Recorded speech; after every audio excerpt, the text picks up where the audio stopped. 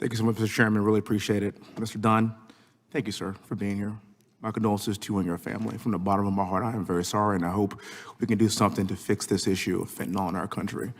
Mr. Daniel, sir, thank you very much for your continued service. I mean that from the bottom of my heart. Thank you very much. Sir, Judge, thank you so much for being here. Thank you for taking time out of your very busy schedule to be here. I greatly appreciate everybody on this panel today. I think we've heard a lot of talk today about the 5 million people, illegal people that have entered this country, and that's a fact. There's just absolutely no getting around that. 5 million people have entered our country illegally. That's the equivalent to 7 congressional districts.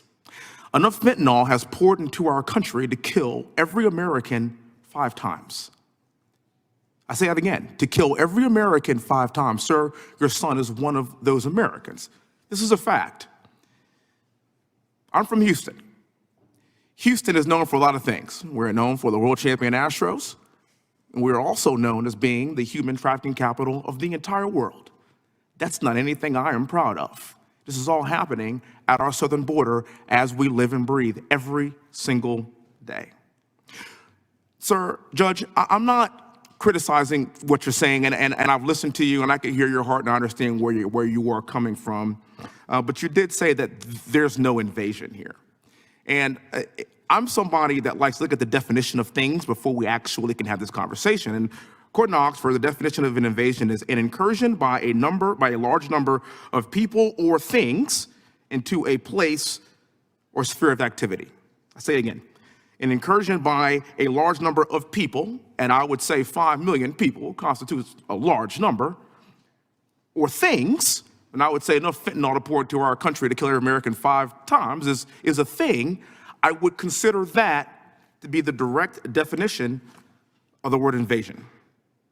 My colleague, Mr. Gooden, talked about race and using the word racism and racist, and I've been black for a long time, sir, so I get it. And I've been a minority in this country for a very long time. But this is actually not about race. This is actually an issue of public safety. And if I call this an invasion, sir, I'm not racist. I can assure you I'm not racist. What I can assure you is that I want to make sure that fentanyl doesn't indiscriminately kill any race, religion, color, or creed, because fentanyl doesn't care where you're from. Fentanyl doesn't care about race. Fentanyl kills indiscriminately. This gentleman right here works his tail off every single day to stop that from happening. Now, there's been a break in the dam, and that's pretty obvious, because a couple of years ago, of course, we had some problems, but it wasn't amplified to the level that we are seeing every single day. And the reason why we have to be careful with what we call and what we deem racist moving forward in the future is because we start to lose focus on what the actual problem is. This administration, the Democrat Party, unfortunately, uses race as a scapegoat for everything.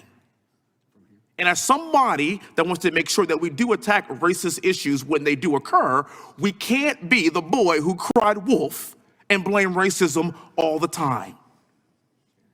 I am here to hold this administration accountable to understand that there are issues of race that need to be addressed. And sir, this ain't one of them.